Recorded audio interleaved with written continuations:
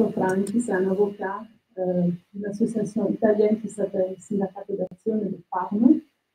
Et il s'excuse pour parler en italien, je vais faire la traduction. Voilà, il s'excuse beaucoup de cette chose, on a essayé de le faire en français, mais c'est un peu difficile, donc il préfère de parler en italien, et moi je vais le traduire. Merci. Allora, io parlo del contenzioso Covid in Italia per un bilancio giuridico e civile ed è un bilancio totalmente fallimentare. Alors, je vais parler du contentieux Covid en Italie, un bilan juridique et civil, un bilan qui est complètement fallimentaire. Perché il sistema di giustizia italiano si è manifestato come un sistema complice e un sistema assolutamente silenzioso, salvo rare eccezioni, complice con l'apparato. Parler de justice en Italie signifie aujourd'hui se confronter à un appareil qui, à des rares exceptions près, a choisi le silence ou pire, la complicité. E la gestione del Covid-19 è stata in Italia un laboratorio di compressione dei diritti fondamentali e una prova generale di un sistema che si piega su se stesso e che abdica alla sua funzione primaria, che è la tutela dei diritti del cittadino. La gestion du Covid-19 a été un laboratoire de compression des droits fondamentaux, une répétition générale de la manière dont un système peut se replier sur lui-même, abandonnant sa fonction primordiale, la protection du citoyen. Nel nostro paese, cioè l'Italia, l'imposizione dell'obbligo vaccinale ha prodotto due categorie di cittadini: quelli che hanno dovuto cedere sotto minaccia della sospensione dal lavoro e quelli che hanno resistito pagando il prezzo più alto, fatto di esclusione, discriminazione, sanzione ed effetti avversi. Dans notre pays, l'imposition de l'obligation vaccinale a créé deux catégories de citoyens. Ceux qui ont dû céder, souvent sous menace de suspension du travail et des salaires, et ceux qui ont résisté, payant le prix fort fait d'exclusion, de discrimination et de sanctions. Ad essere colpiti sono stati soprattutto i lavoratori, i sanitari, gli appartenenti alle forze dell'ordine, il personale scolastico, ma io, e desidero che questo venga aggiunto, metterei in prima fila i bambini, i ragazzi che sono stati ricattati sotto tutti i profili. Alors, les plus touchés ont été le personnel de santé, le personnel scolaire et les forces d'ordre. Ceux qui, par mission de devoir, devraient être protégés par l'État et non persécutés. Et il vient d'ajouter aussi une catégorie qu'on ne parle jamais, c'est les enfants. Les enfants, ils ont vraiment été piégés par l'État. E quindi coloro che per missione e dovere dovrebbero essere tutelati dallo Stato sono stati perseguitati.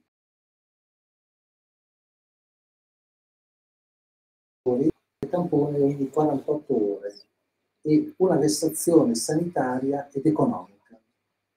Donc, comme je disais, le personnel dont on a parlé maintenant, qui devrait être protégé par l'État et pas persécuté, c'était les catégories dont on a mentionné maintenant. Pour les autres travailleurs, l'alternative était un test tous les 48 heures, une vexation sanitaire et économique, parce qu'il fallait le payer.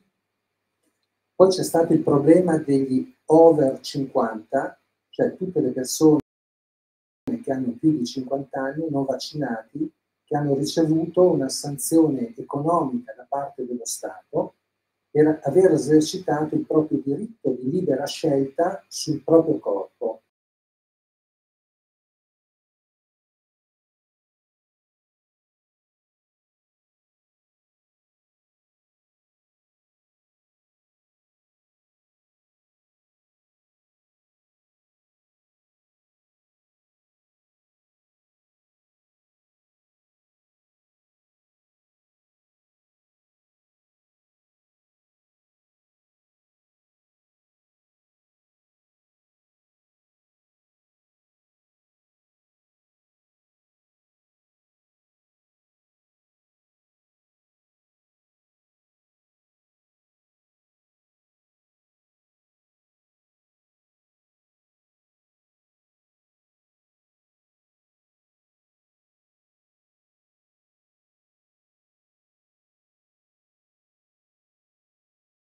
Vedi pure che io faccio fatica molto a dire un discorso scritto perché con più lo leggo, con più mi arrabbio, con più vorrei dire molte altre cose.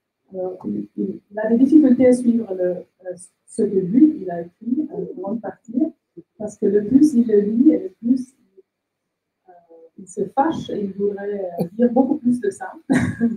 Mais les temps, c'est ce qui fait donc Comunque, allora, partiamo dalla Corte Costituzionale. La Corte Costituzionale in Italia nel 2018 aveva riconosciuto, sempre in ambito di vaccinazione, il valore supremo del diritto alla vita e all'integrità fisica. Quindi la Corte Costituzionale in Italia nel 2018 era stata chiara sul fatto che la vita viene prima di tutto. Invece nel 2023 e 2024 la Corte Costituzionale italiana, con delle nuove sentenze, ha ribaltato questo principio, arrivando a giustificare nel nome del bene collettivo perfino il sacrificio della vita umana. E questo è un grande scandalo. Alors, la Cour constitutionnelle italienne, en 2018, avait reconnu la valeur suprême du droit à la vie et à l'intégrité physique. En 2023 et 2024, toujours la Cour constitutionnelle a renversé ce principe avec des sentences, justifiant au nom du bien collectif même le sacrifice de la vie humaine. Une affirmation qui contredit non seulement le droit naturel, mais aussi la Constitution italienne elle-même, qui place la personne au centre de l'ordre juridique. Esatto, sì. Nei tribunali ordinari la linea è stata quasi sempre la stessa, cioè la negazione delle istanze dei sospesi e la deresponsabilizzazione delle istituzioni e l'avvallo delle misure emergenziali. Sì. Dans les tribunaux ordinaires, la ligne a presque toujours été la même. Refus de demandes suspendues, déresponsabilisation des institutions, approbation de mesures d'urgence. Et pourtant, dans ce scénario désolant, quelques phrases ont brillé comme des phares dans la brume. À Florence, la juge Susanna Zanda a eu le courage de remettre à la personne le droit et la dignité du travailleur au centre. Elle n'a pas été seule, mais elle faisait partie d'une minorité héroïque, contrainte de défier un système judiciaire de plus en plus aligné sur le choix politique. L'ultima cosa, ci sarebbero ancora tante cose da dire, ma il tempo manca. Sotto il profilo penale, in Italia, io lo abbraccio senza leggerlo, in Italia c'è stata una chiusura totale, tantissime denunce, et toute la magistratura est rimasta silenziosa. Alors, au niveau pénal, il y aurait beaucoup à dire, mais on va le couper. Au niveau pénal, on a eu énormément de dénonces et elles ont toutes été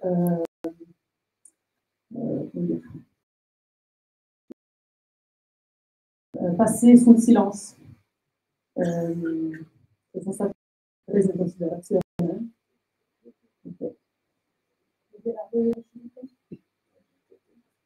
Okay. Je dis juste deux mots, très très vite.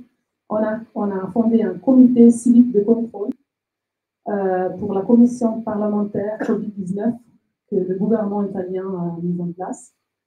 Et au début, on était heureux de cette nouveauté.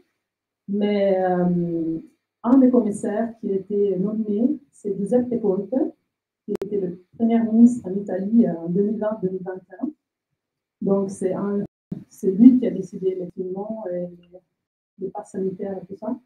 Et lui, il est un de cette commission parlementaire. Donc, on a dit, bon, d'accord. Alors, c'est une commission sur laquelle on ne peut pas compter. Donc, on a fondé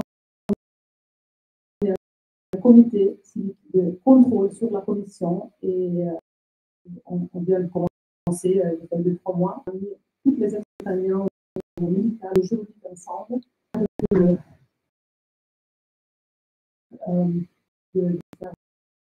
de vérité. Voilà. Merci.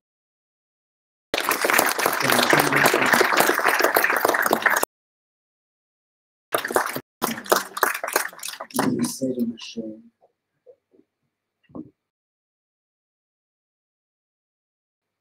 Ce que signifie passion, ce que signifie perpétuel. C'est pourquoi ma parole et moi se sont engagés depuis le début et vous soutiendront jusqu'à la fin, vivifiant pour l'existence.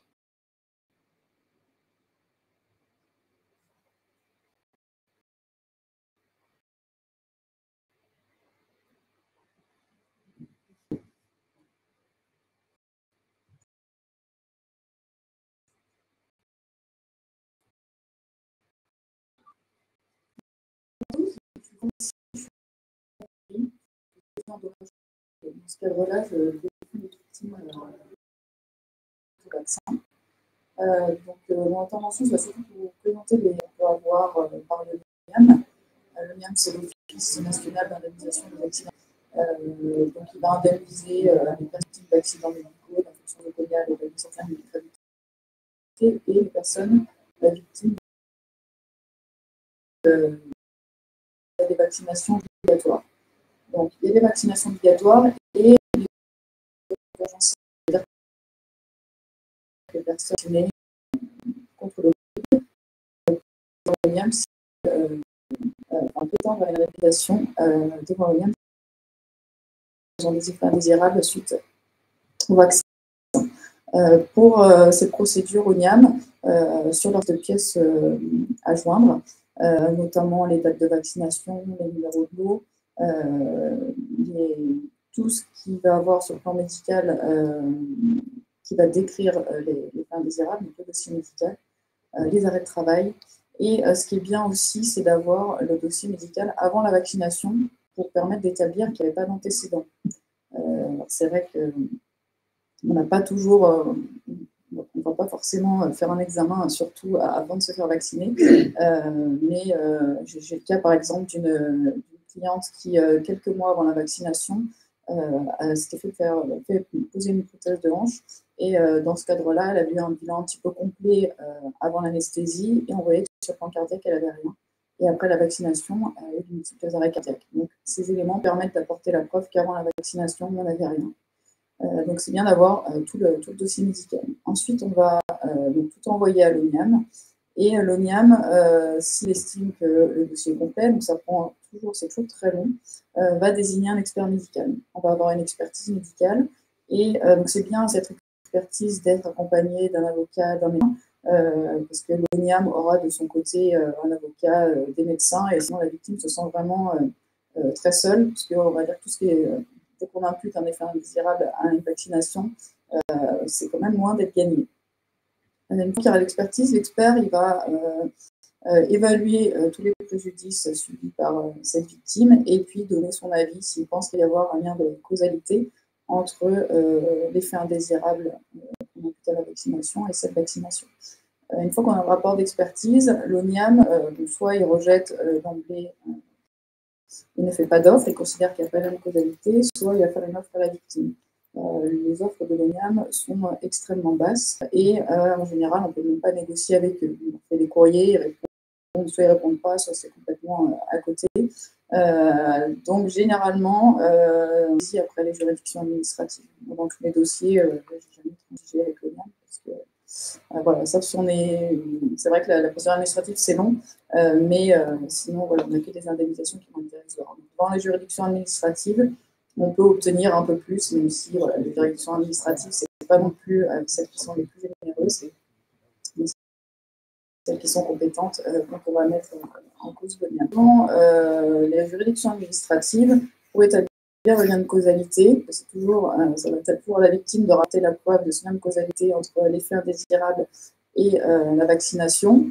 La jurisprudence évolue, on va dire, en permanence, et les donc j'ai obtenu une décision du Conseil d'État le 7 novembre 2024, donc ce n'était pas concernant la vaccination Covid, mais une vaccination hépatite B.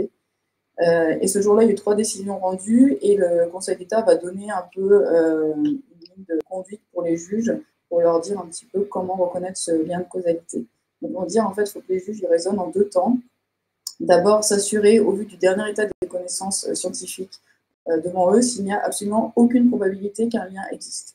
Si les juges peuvent dire, bah, c'est sûr, il n'y a aucune probabilité, ils vont rejeter la demande. Si il y a une probabilité, même infime soit-elle, ils doivent alors ensuite étudier le sens de l'espèce. Et là, étudier 2 choses. Donc déjà qu'il n'y avait aucun antécédent avant, ou alors il y avait des antécédents, mais la maladie s'est aggravée d'une ampleur qui était totalement... Et ils doivent voir le délai d'apparition des symptômes entre la vaccination et les fins indésirables. Et ils vont reconnaître le lien de causalité quand ils vont reconnaître un délai normal. Un délai normal, c'est un peu compliqué à déterminer. Jusque 2021, là, retenait un bref délai, et le bref délai, c'était 2 à 3 mois. Donc, ça veut dire qu'en fait, on reconnaissait que des effets indésirables à court terme. Si une pathologie apparaissait à moyen et long terme, le lien de causalité n'était pas établi. Le délai normal, donc dans ces dossiers du Conseil d'État qui ont été rendus le 7 novembre 2024, on considère qu'en gros, c'est 1 à 2 ans, un délai normal. Et si on a ce lien de causalité reconnu, alors les personnes vont être indemnisées. Il faut s'armer beaucoup de patience. Cette cliente que j'ai eue pour ce dossier hépatite B, elle est venue me voir en 2015, ça fait déjà 10 ans. Elle avait déjà saisi toute seule l'ONIAM, donc on a pris en cours de route. On a une expertise, ils ont considéré qu'il n'y avait pas de lien de causalité. On a saisi la juridiction en référé pour demander une nouvelle expertise. On s'est fait jeter, on a fait appel, on s'est fait jeter, on a ressaisi le tribunal au fond. Cette fois, on a obtenu une expertise qui était plus favorable, qui reconnaissait la possibilité d'un lien de causalité. Donc, on a ressaisi à nouveau le tribunal pour demander l'indemnisation de la victime. On a obtenu gain de cause. L'ONIAM a fait appel. Devant la Cour administrative d'appel, on a eu une première audience. Les juges ne sont pas prononcés, donc vous demandez l'avis de l'Académie de médecine. L'Académie de médecine nous a rendu un avis sur lequel elle indiquait qu'il n'y avait pas de lien de causalité établie avec certitude, mais il y avait des études qui étaient quand même qui avaient été faites sur la possibilité d'un lien. Et la Cour administrative d'appel ensuite nous a dit bah, l'Académie de médecine n'a pas de lien, donc on a rejeté. Ils nous ont rejeté la demande. On a donc saisi fait un pourvoi devant le Conseil d'État, et donc là on a gagné le pourvoi au Conseil d'État au mois de novembre. Donc, c'est une nouvelle jurisprudence, on va dire que là maintenant les juges doivent suivre cette ligne de conduite, on va dire, donc voir s'il n'y a aucune probabilité qu'un lien existe. Dans le cadre de l'hépatite B, par exemple, ce lien, c'était marqué dans la notice quand même que le risque existait. Donc on ne peut pas dire qu'un tel lien n'existe pas. Et ensuite, voilà, voir s'il y a un délai normal et s'il n'y a aucune autre cause possible. Pour tout ce qui est Covid, ça va être le même principe. Les juges vont devoir suivre cette ligne de conduite. On sait déjà qu'un certain nombre d'effets indésirables, on pense notamment au péricardite, myocardite, les troubles menstruels, tout ça, ça a déjà quand même été reconnu. Les juges ne vont pas dire bah, il n'y a aucune probabilité. Donc déjà, cette case sera remplie. Et ensuite, voilà, au cas par cas, il va falloir établir si ça a apparu dans un délai normal. Je pense que le délai normal, il peut évoluer aussi, parce que pour l'instant, bah, on est plus sur un délai court, 2021, mais les effets indésirables, on le voit notamment sur les turbocancers, je dirais que ça commence à apparaître, les maladies neurologiques. Je pense que ce délai normal va être aussi amené à évoluer. Et ensuite, voilà, les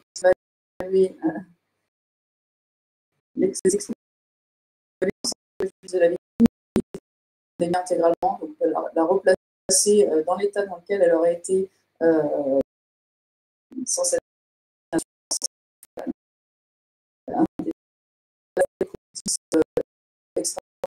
légère au quotidien, des préjudices esthétiques avec des activités sportives à faire et sur avec des professionnels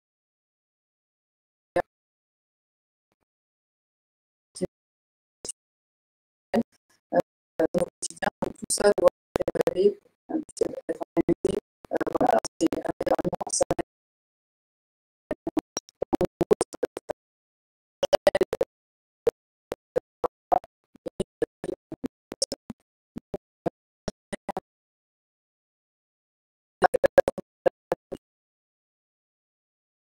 Alors, sur la pharmacovigilance des documents quand son dossier c'est long, mais ce droit d'organisation existe. C'est un peu le parcours du combat.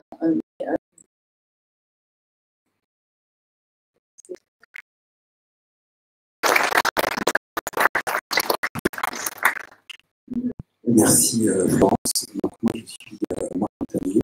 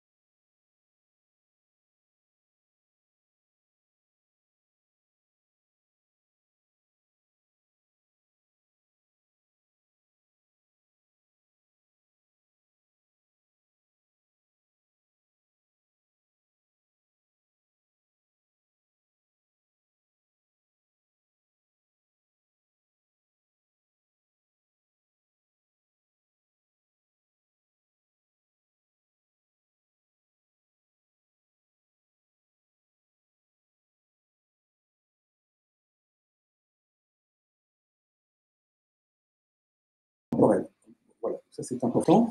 Il y a un moyen simple de savoir si l'avocat maîtrise ce domaine-là, c'est qu'il faut qu'il soit accompagné et qu'il vous propose lui-même un médecin de recours ou une équipe de médecins de recours. Qu'est-ce qu'un médecin de recours?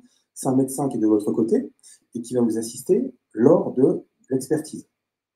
C'est un médecin qui souvent ne coûte rien. Pourquoi il ne coûte rien? Parce qu'il est payé par la protection juridique et de plus en plus payé par les mutuelles. Donc si vous avez une mutuelle, il sera payé par la mutuelle et en cas de victoire, de toute façon, il sera remboursé intégralement. Nous, la méthode qu'on a mise en place, elle est simple. C'est que lorsque une personne vient, on lui fait déjà passer une batterie de tests. Il faut qu'elle ait un dossier médical complet. C'est-à-dire, pour un dossier médical complet, il faut qu'il y ait un lien entre les symptômes qu'elle décrit. Par exemple, je me sens essoufflé, j'ai mal au cœur ou j'ai une baisse de tension avec des éléments concrets. Par exemple, un électromyogramme, un électrocardiogramme, un test d'effort, un test pulmonaire. Si vous n'avez pas ça, vous êtes sûr de perdre. C'est évident. Il faut mettre en perspective des allégations avec des éléments médicaux qui soient objectifs. C'est vraiment très important. Et donc, nous, la méthode qu'on met en place, une chose que mes confrères font pareil, c'est de faire une expertise préliminaire. Pourquoi faire une expertise préliminaire? C'est le médecin de recours, le médecin qui en travaille habituellement, qui va faire cette expertise-là. qui va faire cette expertise. Pourquoi? Parce que autant les avocats adorent se taper dessus, s'insulter, enfin, voilà, dans les tribunaux, autant il n'y a pas plus consensuel qu'un médecin. C'est-à-dire que vous mettez deux médecins dans une pièce, la première chose qu'il va essayer de faire, c'est de trouver des points communs, trouver des consensus. J'ai jamais vu de médecins se traiter de... Même s'ils ne sont pas d'accord, ils trouveront des points d'accord. Donc, l'idée, c'est que lorsque vous avez ce rapport d'expertise préliminaire, le médecin désigné par le l'IAM, qu'est-ce qu'il va faire? Est-ce qu'il va réinventer la roue? Ce n'est pas sûr. Il va s'inspirer de ce rapport, notamment sur la chronologie, sur les symptômes. C'est rare qu'on ait un rapport extrêmement différent. Et aussi, il va s'inspirer de ça pour les cotations. Voilà. C'est très important. Très important. Et ce qui est aussi important dans cette phase-là, c'est de rien oublier. Parce que si vous voulez, souvent, les gens qui viennent nous voir ont un certain nombre de symptômes, mais ils en oublient certains. Ils oublient, certains, par exemple, juste un cas, par exemple, pour tout ce qui est accident de la route, souvent les gens ne se rendent pas compte qu'ils ont un traumatisme crânien. Parce que forcément, ils sont un peu ralentis, ils ne se rendent pas compte de ça. De même, pour les victimes du vaccin, il y a des symptômes qu'ils peuvent oublier, alors qu'ils sont un peu passés à la parce que ça reste tabou d'aller voir un psychologue, d'aller voir un psychiatre. Non, moi, je ne suis pas fou, voilà, je ne suis pas psychopathe, je n'ai pas besoin d'aller voir un psychologue. Dans le domaine de la psychologie, peut plus que des gars physiques purs. Pourtant, c'est pas nous aussi, une vision globale et de rien oublier. Une fois, toujours oublier, parce que lors de l'expertise, pour ceux qui l'ont vécu, c'est une épreuve assez difficile. Même pas le temps de répondre que l'autre question arrive. Donc, si vous n'êtes pas bien préparé, si vous n'êtes pas préparé en amont avec l'avocat et votre médecin de recours, vous allez passer à côté de la moitié des préjudices. Et il faut savoir aussi que rien ne se présume.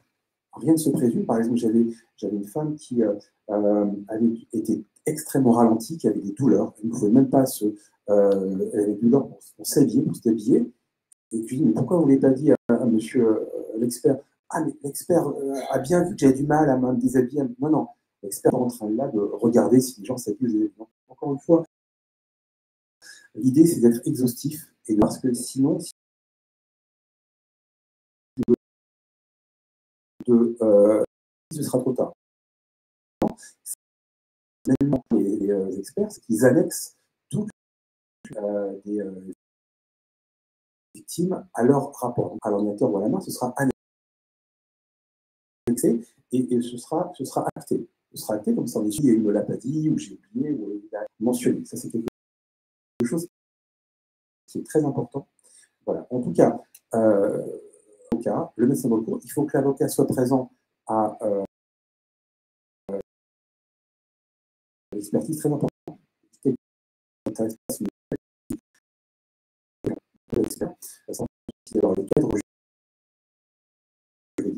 Et le médecin de recours pour justement expliquer à son frère les différents symptômes. Je vais juste compléter un point sur ce qu'a dit Florence.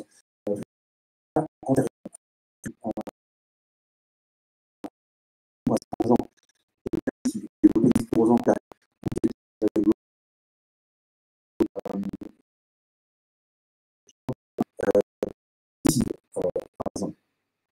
et bien, ce que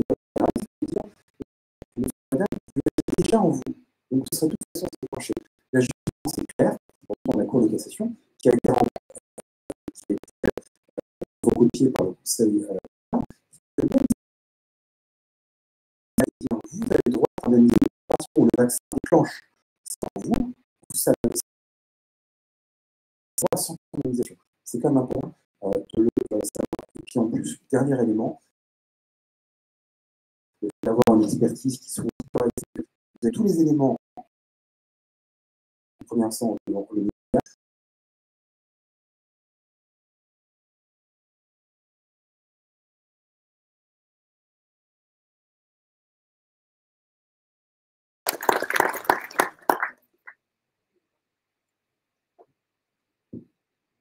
Alors, moi, avec plaisir, ce sera sur l'aspect pénal. Maître Prigent, avocat au barreau de Paris. Alors, quand vous pensez à l'aspect pénal, vous imaginez probablement des infractions. Je vais prendre un pari, je crois qu'à peu près toutes les infractions auxquelles vous avez probablement pensé sont inapplicables. Par contre, il y en a une qui l'est. Donc, je vais commencer par la mauvaise nouvelle et je vais faire la bonne ensuite. Mauvaise nouvelle, c'est que si vous vous dites, est-ce qu'il y a eu homicide involontaire, blessures involontaires, empoisonnement, mise en danger délibérée de la vie d'autrui, genre d'infraction portant atteinte à la santé, la réponse est non. Pourquoi la réponse est non? C'est parce que vous avez deux règles cardinales en droit français, enfin en droit d'à peu près tous les pays civilisés. Règle numéro 1, nul ne peut être condamné pour un fait qui a été autorisé par la loi, par le règlement. Si vous êtes autorisé à faire quelque chose, vous ne pouvez pas être puni pour l'avoir fait. Si vous dites à vos enfants, tu as le droit de ranger ta chambre, ils rangent sa chambre, vous n'avez pas le droit de lui mettre une tarte derrière. Vous êtes vos parents quand vous faites ça. Deuxième règle, ce qui est à un moment autorisé, même si ensuite, avant c'était interdit, est autorisé. C'est ce qu'on appelle un principe qui est la rétroactivité pénale, la rétroactivité de la loi pénale plus douce. Si on dit désormais ce comportement n'est plus réprimé, à ce moment-là, même si à l'époque où vous l'avez fait, c'était illégal, comme ce n'est plus réprimé aujourd'hui, les gens ne peuvent pas être sanctionnés. Vous appliquez ça en matière de vaccin, le fait d'avoir même mis en œuvre une vaccination obligatoire, tout ça est prévu par la loi. Le fait d'avoir administré ces vaccins, le fait d'avoir recommandé la consommation, l'utilisation de ces vaccins, le fait d'avoir recommandé aux gens de se faire injecter et réinjecter, tout ça était autorisé par la loi ou par le règlement. Vous ne pouvez pas dire, le mari que je disais sur l'enfant auquel vous ne pouvez pas mettre une tarte parce qu'il a fait quelque chose que vous êtes autorisé à faire, et ça va même encore plus loin dans notre cas évidemment, puisque la loi obligeait à faire quelque chose. Vous ne pouvez pas dire, quelqu'un a obéi à une loi, donc comme il a obéi, je vais le punir. C'est le cas encore plus choquant où vous dites à votre enfant, va ranger ta chambre, il range sa chambre, vous voyez que la chambre est propre, et à ce moment-là, vous lui mettez 2 baffes. Évidemment, ça ne fonctionne pas. En revanche, ce qui peut fonctionner, c'est l'escroquerie. Pourquoi je dis l'escroquerie? L'escroquerie, c'est un délit formidable en droit pénal parce que c'est un délit large et protéiforme. C'est un délit qui s'adresse à des gens intelligents. La plupart des délinquants sont des brutes épaisses. Le comportement, la sociologie du délinquant, c'est une brute. L'escroquerie, c'est un peu lié, c'est un délit commis par des gens intelligents et charmants, beaucoup plus que la moyenne. Et c'est un protéiforme parce qu'il y a plein de façons d'escroquer ses semblables. Il y a toujours une forme de nouveauté pour que ça fonctionne. Il ne faut pas employer la même combine que les 15 fois précédentes. Or, qu'est-ce qui caractérise l'escroquerie? L'escroquerie, c'est le fait d'employer des manœuvres frauduleuses ou d'user d'une qualité vraie mais qui inspire confiance. Médecin, on est une par exemple. Quand vous êtes médecin, vous parlez en matière médicale, les gens se disent, bon, il doit quand même savoir de quoi il parle. Pour obtenir une remise de fonds ou un acte opérant obligation ou décharge. Alors, remise de fonds, il faut regarder les montants des Pfizer, Moderna, AstraZeneca. Il y a un peu d'argent qui a transité, on ne va pas se mentir. Et évidemment, il y a eu des actes avec un effet juridique à chaque fois que vous ayez chez de faire injecter, ceux qui sont injectés, effectivement, il y avait un contrat qui naissait. Et là-dessus, ce contrat reposait, pour beaucoup de gens, sur l'idée que le vaccin avait des propriétés qu'en réalité, il n'avait pas. Une des choses qu'on nous a le plus vendues était, regardez, ça empêche la transmission. Il y a de très, très nombreuses traces de dire, ça empêche la transmission. Il a été aussi dit, ça empêche complètement de tomber malade, ou ça empêche de développer une forme grave, ou ça empêche de mourir. Tout cela a été faux.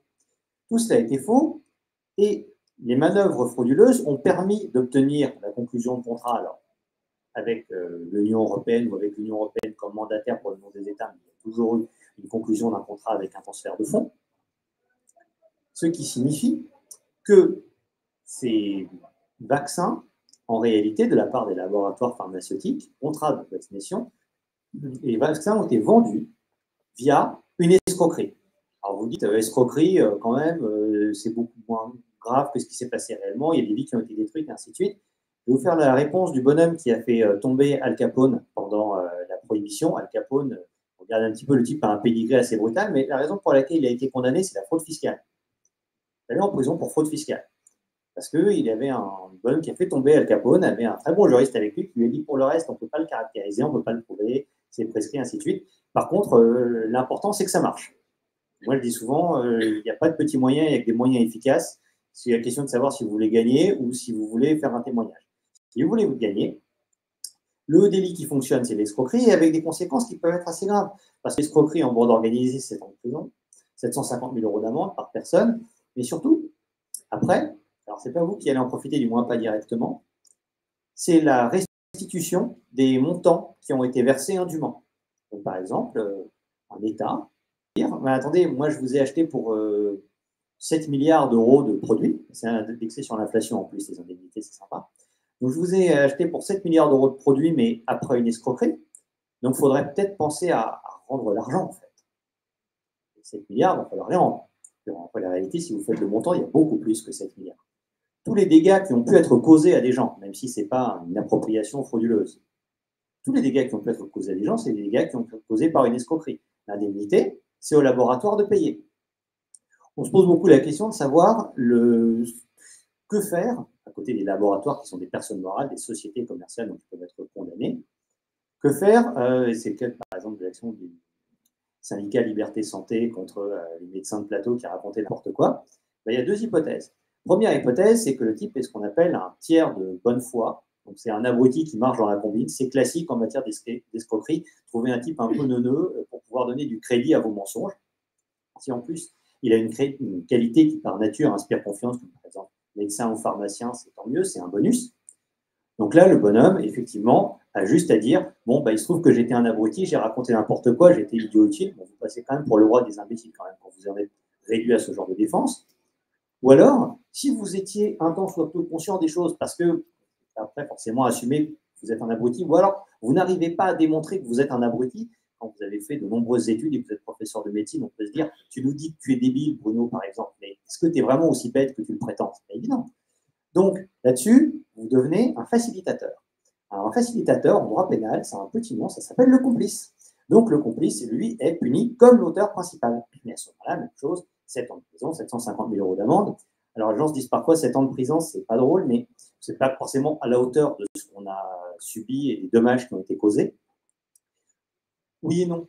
C'est-à-dire que les bons hommes qui vont en prison, d'habitude, quand je vous dis qu'un délinquant est une brute épaisse, les bons hommes qui vont en prison sont généralement des types très endurcis, brutaux. Je ne vais pas dire que c'est agréable pour eux, mais quand vous avez l'habitude de passer votre vie en prison et que vous êtes un malfrat depuis 15 ans, vous avez le cuir solide. Lorsque vous vivez dans le 16e arrondissement de Paris ou dans un très bel arrondissement à Lyon, dans un petit hôtel particulier, et que d'un coup vous vous retrouvez avec les malfrats et que, bon, si vous avez la malchance d'être hétérosexuel et pas trop apprécier le plaisir à plusieurs dans les douches, là c'est quelque chose d'assez brutal et c'est un véritable changement pour votre niveau de vie. Et même si ça va durer seulement 7 ans, c'est une expérience particulièrement désagréable. Par conséquent, si vous voulez vous plaindre des dommages que vous avez subis parce que vous avez été, pardon, parce que vous avez été injecté, que vous avez subi des conséquences, ou bien que vous considérez, si votre opinion n'a pas été injecté, de dire, attendez, il y a quand même eu des comportements de voyous qui devraient être punis. La chose que vous pouvez faire, qui est la plus utile, c'est de prendre les aveux qui ont été faits à de nombreuses reprises, parce qu'aujourd'hui, on a de très nombreux aveux, disant, en réalité, effectivement, ça n'empêchait pas la transmission, ça n'empêchait pas complètement les formes graves, ça n'empêchait pas les décès.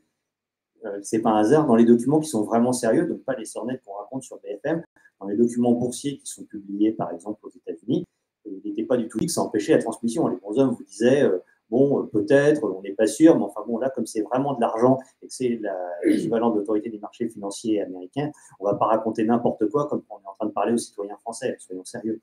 Mais ça veut dire que les bons hommes qui ont commis l'escroquerie, les sociétés et leurs membres, au moins leurs dirigeants les plus importants, étaient bien conscients qu'ils étaient en train de mentir, étaient bien conscients qu'ils mettaient en œuvre tout un ensemble de manœuvres frauduleuses, et il suffit d'une seule, une manœuvre frauduleuse pour pouvoir obtenir le consentement.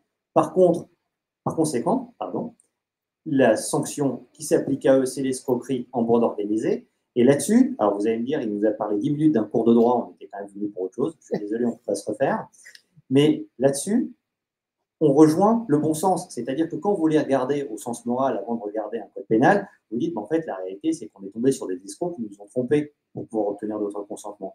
Bien, votre bon sens paysan de première impression rejoint en fait la technique juridique parce que la sanction, c'est effectivement l'escroquerie en bande organisée. Bravo.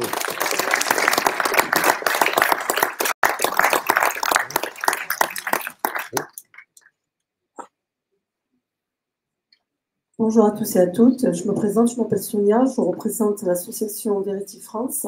Je suis une des cofondatrices avec monsieur Frédéric Beltra, qui est le président, et Guy Massip, qui est aussi cofondateur de Verity France. On est trois et on est des familles victimes. On a perdu chacun un membre de notre famille. Pour moi, c'est ma nièce, je suis sa marraine. Et depuis 3 ans, je me bats pour arriver à la faire reconnaître. Alors aujourd'hui, je ne vais pas vous parler de Sophia, bien sûr, parce que j'en ai parlé tout à l'heure. Alors je suis venue à Vierzon cette année pour vous donner de l'espoir, en fait. Parce que l'année dernière, j'étais là aussi. Et grâce à la procédure de M. Baldan à Liège, dans laquelle notre président, donc M. Frédéric Beltra, s'est porté partie civile, ben, je vais vous annoncer qu'on a obtenu l'intégralité des documents qui jusqu'alors peu étaient tenus secrets. Pour nous, c'est une immense victoire qui va nous permettre dans un temps proche de pouvoir nous défendre, nous les victimes, devant les tribunaux, et démontrer que depuis le début, nous avions raison. Ce produit n'était ni sûr et ni efficace. Nous avons les pièces en main qui le prouvent. En fait, on a obtenu des contrats non biffés.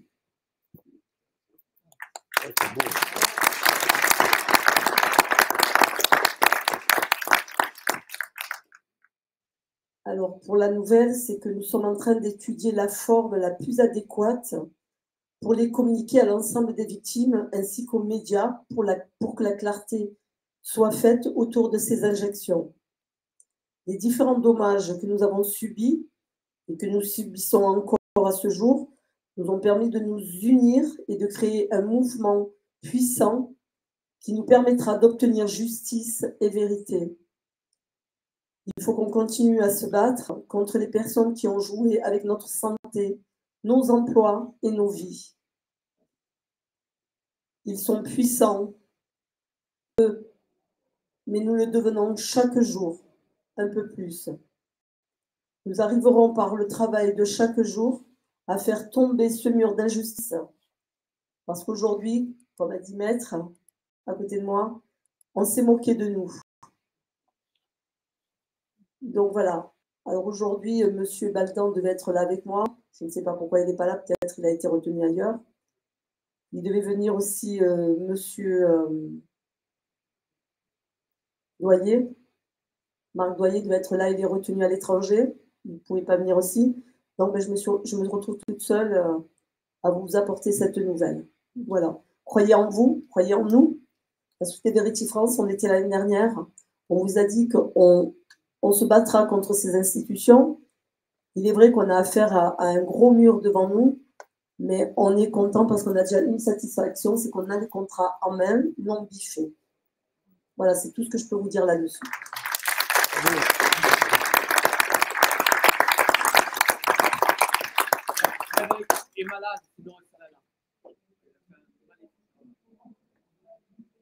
Alors, nous sommes je présente aujourd'hui présidente et coprésidente de Verity France, et vice-présidente. Verity France aussi, parce qu'on soutient, oui, voilà, un lapsus, mais à fond, derrière eux, derrière toutes les associations. Nous sommes là pour fédérer, pour relayer toutes les actions et pas pour travailler chacun dans son coin. Et nous sommes vraiment très heureux de pouvoir œuvrer et de relayer les actions de Verity France, de Solid Éclat et d'autres. Merci beaucoup en tout cas à Verity pour tout ce que vous avez fait. Alors moi, ce combat me tient vraiment à cœur puisqu'ils avaient commencé déjà à nous vacciner à l'époque. Moi, je suis victime du vaccin de l'hépatite B, avec une large campagne de propagande menée par Kouchner et Douste de Blazy. Il faut citer les noms maintenant, hein, puisque nous sommes taxés de complotistes et de fous. On va quand même parler de ces gens-là. Donc à l'époque, il y a eu des plaintes. Moi-même, j'avais déposé plainte à l'époque au pôle santé publique de Paris. Alors donc, on ne nous parlait pas de l'ONIAM. Il n'y avait aucune information sur l'ONIAM, sur quoi ou qu'est-ce. Mon avocat de l'époque m'avait envoyé un courrier me disant « Votre plainte est recevable, en l'état de ce que vous nous communiquez, votre plainte est recevable. Eh bien, figurez-vous que la personne qui était au pôle santé publique de Paris était Madame Berthola Geoffroy-Odile, qui était juge d'instruction. Cette femme-là voulait aller au fond de ce dossier. Eh bien, qu'est-ce qu'il est advenu d'elle? Elle a été remplacée au pôle santé publique par un sbire qui avait certainement des affaires et des casseroles et qui s'est tu sur les dossiers. Donc, j'ai reçu, je n'ai pas compris. Alors là, c'était la phrase oui, nous pouvons établir le lien de causalité. Mais sur quoi? Je n'ai pas vu de médecin recours, c'est ça, Marc, hein, le médecin expert. J'avais vu personne, aucun conseil, voilà. Et aujourd'hui, on revient. Donc, ils ont déjà commencé depuis longtemps l'instauration. Après, c'est Madame Bachelot qui voulait nous imposer le H1, H5N1. Donc, ça a été un flop. Et puis là, voilà. Ben alors là, il y a plein de personnes qui sont retombées dans le panneau. Pourquoi? Parce que je pense qu'on ne communique pas assez ensemble.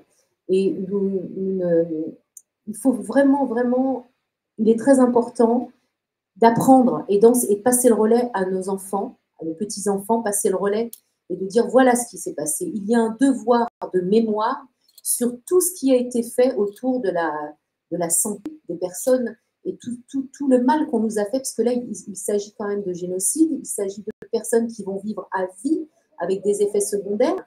Et au-delà de ça, même si les effets secondaires se calment, parce que dans le cas de la sclérose en plaques, par exemple, c'est une maladie aléatoire où vous pouvez avoir des poussées qui vont vous mettre en chaise roulante, et puis le lendemain, vous allez galoper comme un lapin. C'est comme ça, la sclérose en plaques. C'est une maladie très spéciale. Mais au-delà de ça, il y a tout l'aspect de la vie au quotidien. Quand vous avez une sclérose en plaques et que vous voulez avoir des enfants, ben vous ne pouvez plus. Parce qu'en fait, on vous dit, attention, là, vous avez une maladie qui stagne, qui n'est pas révélée, mais si une grossesse peut faire ressurgir la maladie. Donc, votre vie est prise en otage par leur décision. Donc ça aussi, ça doit être indemnisé. Moi, je l'ai vécu. J'ai mis un terme, et je le dis, pour parler clairement, nous sommes une grande famille. C'est ce qu'il faut comprendre. Et cette parole-là, elle doit passer.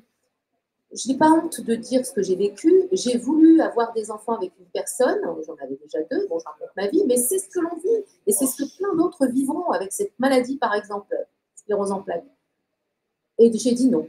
J'ai dit je ne peux pas parce que j'ai 2 enfants déjà et je ne peux pas me permettre de me retrouver dans un fauteuil roulant.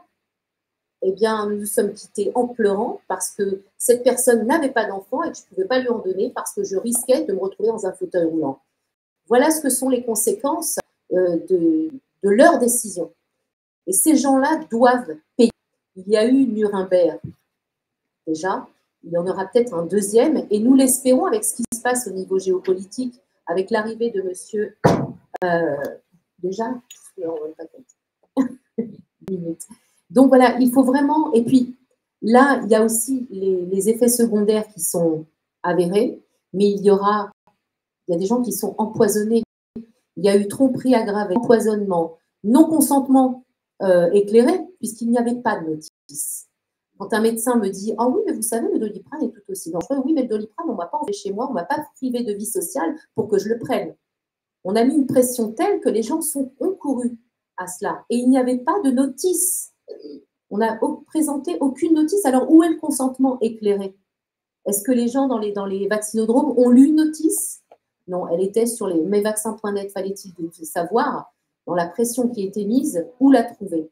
Bref, je veux dire, moi, ça m'insupporte et ce dossier me tient vraiment à cœur. J'ai envie de voir finir, j'ai très, très envie, je suis passionnée de ça, j'ai envie de voir finir ces personnes dans les tribunaux, en prison. Et puisque Trump est au pouvoir et que Kennedy, Robert Jr. Kennedy, prend l'épaule de la santé, eh bien Guantanamo. Voilà, tout simplement.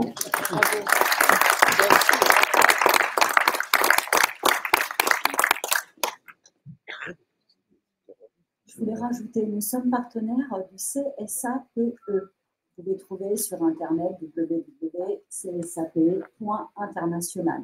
Le CSAPE est un collectif de juristes. Ils ont déposé une plainte collective en juillet 2021 qui est toujours en cours actuellement, qui est alimentée tous les ans par des preuves pour qu'elle puisse rester en cours. Cette plainte collective, on peut la rejoindre individuellement. Je vous invite tous à rejoindre cette plainte de manière individuelle. C'est nos droits, nous devons nous réveiller et faire valoir nos droits. Merci beaucoup.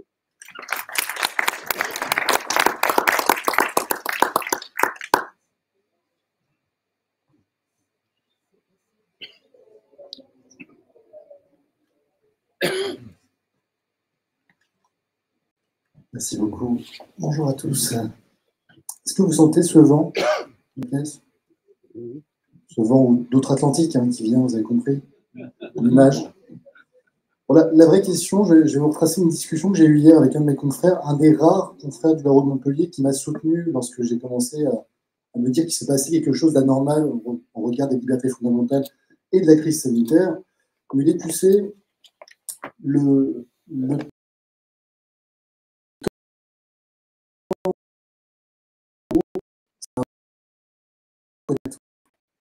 pendant la Seconde Guerre mondiale,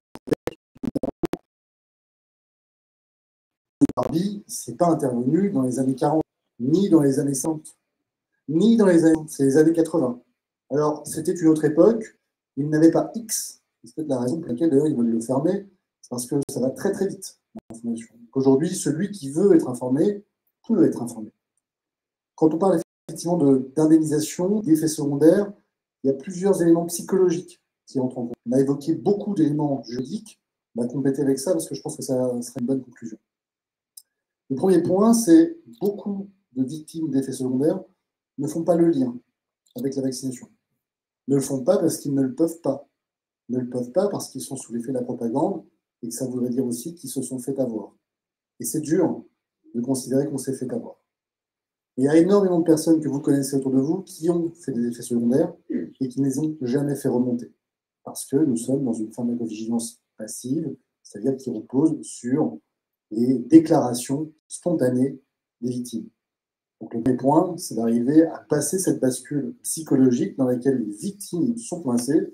C'est-à-dire qu'il faut qu'elles arrivent déjà elles-mêmes à faire le lien entre vaccination et effets secondaires. La deuxième chose, c'est une conversation que j'ai eue tout à l'heure. Vous voyez, ce n'est pas du tout prévu, ça s'est passé comme ça.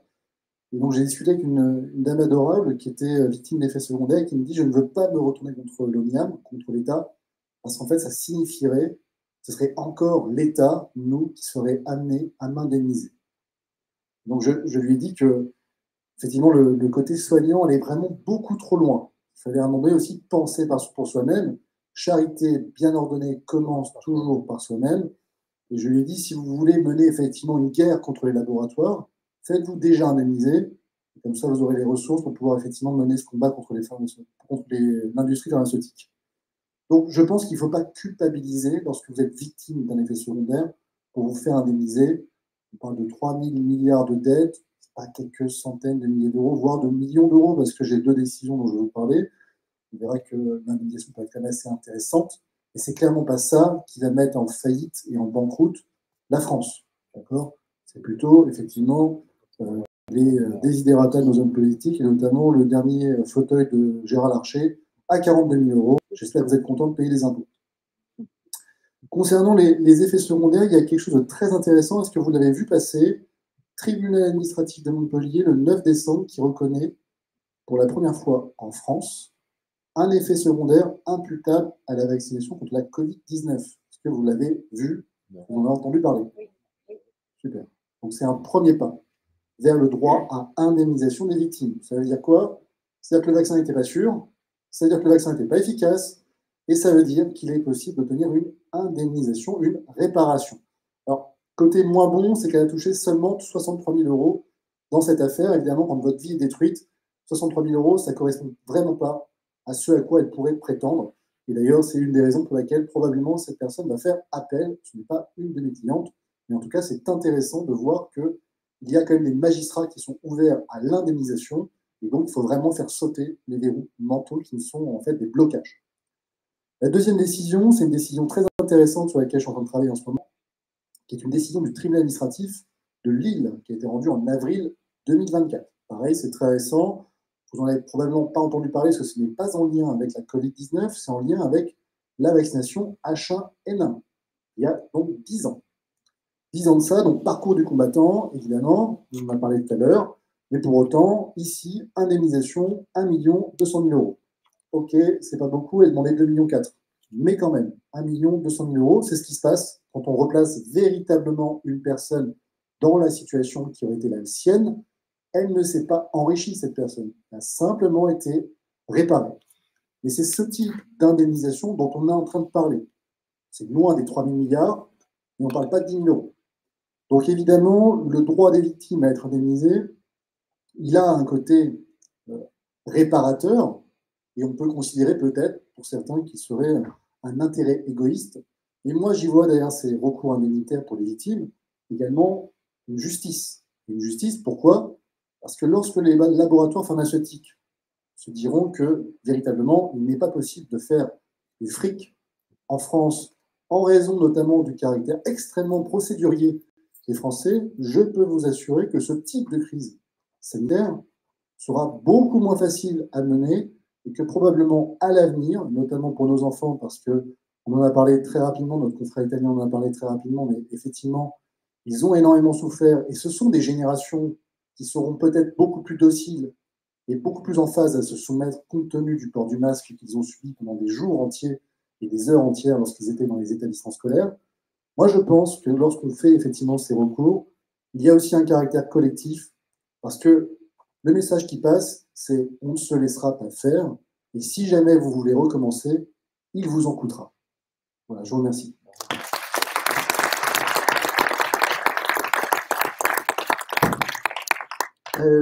Jean-Pierre Joseph du barreau de Grenoble, je suis doyen du barreau de Grenoble. Et attendez, je voulais simplement dire quelques mots sur le lien de causalité. D'abord, c'est vrai qu'il est difficile à établir et souvent, j'ai l'impression qu'on renverse la charge de la preuve, en ce sens que quand une vaccination est obligatoire, mais nous, on n'a rien demandé. À ce moment-là, c'est à eux à démontrer que le vaccin est correct et que le produit qu'ils nous donnent est un produit qui n'est pas dangereux et qui est efficace. C'est à eux de le démontrer. Bon, d'autre part, le lien de causalité, ça se heurte toujours dans cette matière à ce dogme, à une religion. Depuis 50 ans, en France, le vaccin, c'est une religion. Donc on ne vérifie rien. Tout ce qui est possible dans les médicaments qu'on enlève parce que c'est toxique, eh bien, on l'accepte parce que, mais c'est un vaccin. Donc, c'est un sacrement. C'est un petit peu comme quand vous communiez à l'église, il n'y a personne qui dit est-ce que l'hostie est stérilisée, est-ce qu'il y a une date de péremption? Enfin, non, on croit. Bon, c'est la même chose. Donc, c'est contre ça qu'on se heurte. Et pourtant, j'ai obtenu une décision de la Cour d'appel de Rennes en matière de vaccination hépatite B pour une infirmière, dans laquelle aucun antécédent, 40 ans, bonne santé, quelques heures après l'injection, elle commence à avoir des problèmes, puis sclérose en plaques diagnostiquée quelques mois plus tard. À l'audience, j'ai dit à la Cour d'appel, si je donne un coup de poing dans le nez à l'expert, il va saigner du nez, et il aura mal. Mais il n'arrivera jamais à me démontrer scientifiquement que le saignement de nez n'est pas une coïncidence. En plus, je pourrais toujours lui dire, mais attendez, on a fait des études, on a fait des recherches, on a travaillé sur le coût que fait le son que fait votre coup de poing. Or là, le coup de poing, il est sonore, il n'est pas sonore, en décibels, il n'y a rien, donc vous n'avez pas mal. Bon. Eh bien, j'ai obtenu la présomption d'imputabilité parce que l'expert à qui on avait posé la question, on lui avait dit, monsieur l'expert, puisque ça ne vient pas du vaccin, d'où vient la maladie? Il répondait, on ne sait pas d'où ça vient, mais ce n'est pas le vaccin. Bon, alors ça, c'est un discours qui ne passait pas. Et on a obtenu, grâce à ça, je l'ai obtenu avec le même raisonnement devant d'autres juridictions en matière de vaccin hépatite B. Alors, en ce qui concerne la théorie Al Capone, mon confrère a raison. C'est vrai, l'escroquerie, c'est une bonne idée. Moi, j'avais pour objectif de lancer des procédures criminelles pour empoisonnement dans toute la France pour que tous les parquets de France aient conscience qu'on empoisonnait les gens. Et d'autre part, je disais, attention, vaccination obligatoire, la loi, oui, mais le produit, est-ce que c'est un vaccin? Mais beaucoup de virologues vous disent non, ce n'est pas un vaccin. Donc on empoisonne les gens avec un produit qui n'est pas un vaccin, mais qui est de la thérapie génique. Donc on échappe un petit peu à ce postulat dans lequel, bien, puisque la loi autorise, on pouvait le faire. Ensuite, ce n'est pas un vaccin, donc on nous empoisonne. Et puis, de toute manière, en 1944, tous les gens qui ont été jugés et qui ont prétendu, et moi j'ai respecté la loi, j'ai appliqué ce qu'on me disait de faire, ce que j'étais autorisé de par la loi, mais ils ont été condamnés quand même. Bon, donc, des textes de loi concernant la fonction publique, lorsqu'une loi a des conséquences graves pour un citoyen, on a non seulement le droit, mais le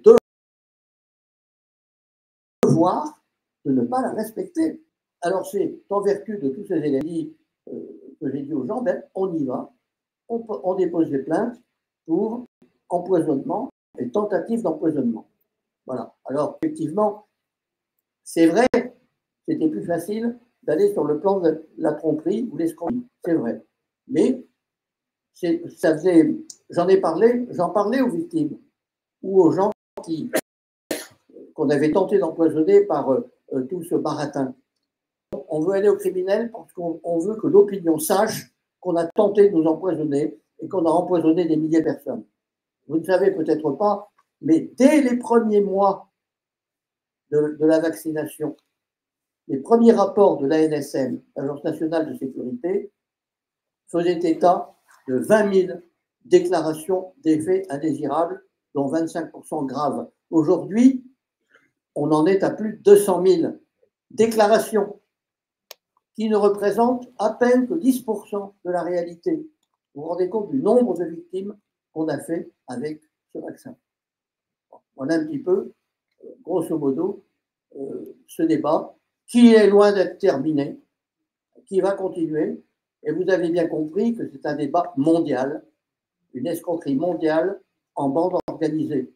Et c'est pour ça que j'apprécie particulièrement la présence de notre confrère italien qui effectivement, se bat contre la même chose. Et dans tout le monde occidental, on se bat contre la même chose. Et il y a beaucoup de pays qui ont résisté, qui n'ont pas accepté les dictats de l'OMS. Eh bien, il y a 5 pays d'Afrique, 5 présidents assassinés. Alors,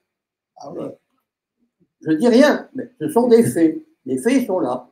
En cour d'assises, on se dit, monsieur, les faits sont têtus. Maintenant, je voudrais un petit peu vous parler d'alimentation et de santé. C'est un peu différent, c'est une petite récréation. Comment?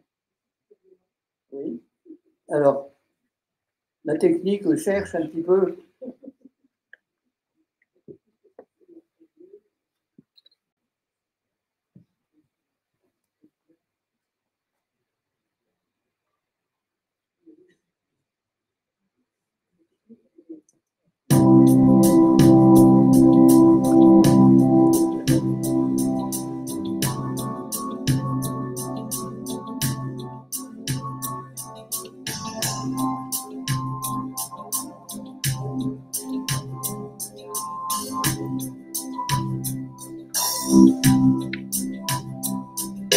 Je me lève, je me bouscule, j'ai la gueule de bois, comme d'habitude.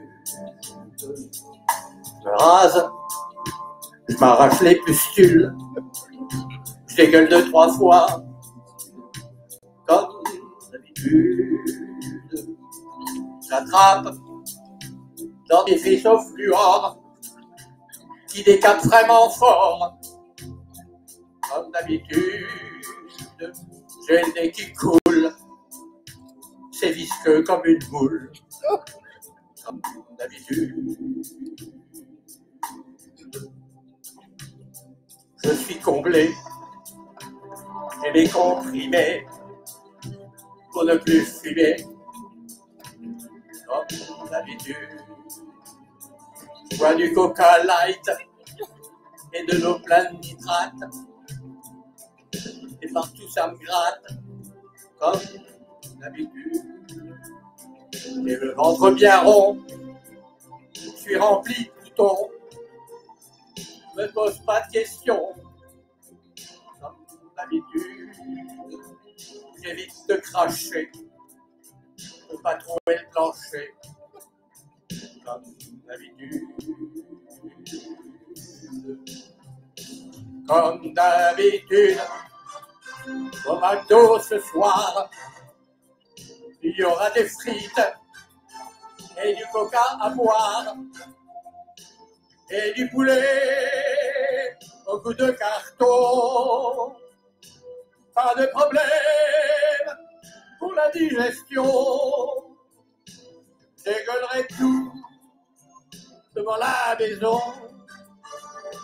comme d'habitude.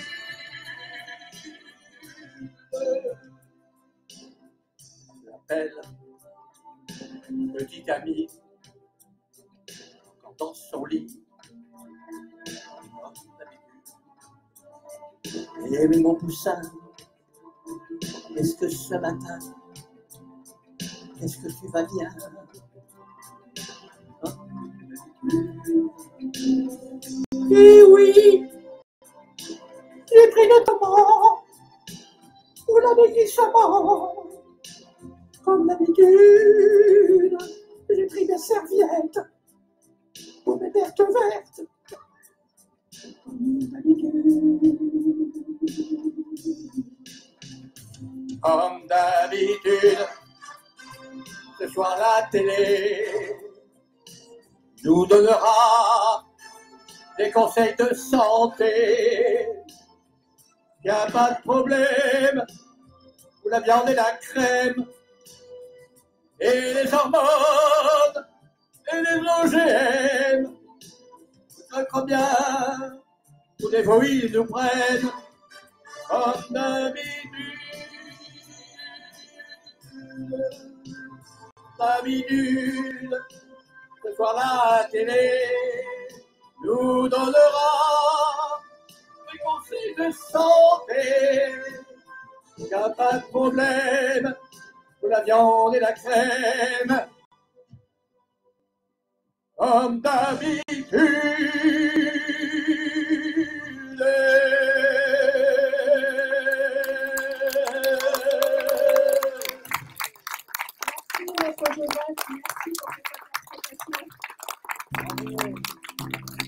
Alors, il y en aura peut-être d'autres à un autre moment. Hein? Oui, si vous êtes sage, ce soir, il y en aura d'autres, notamment une adaptation de l'opéra de Verdi, La Donna Immobile,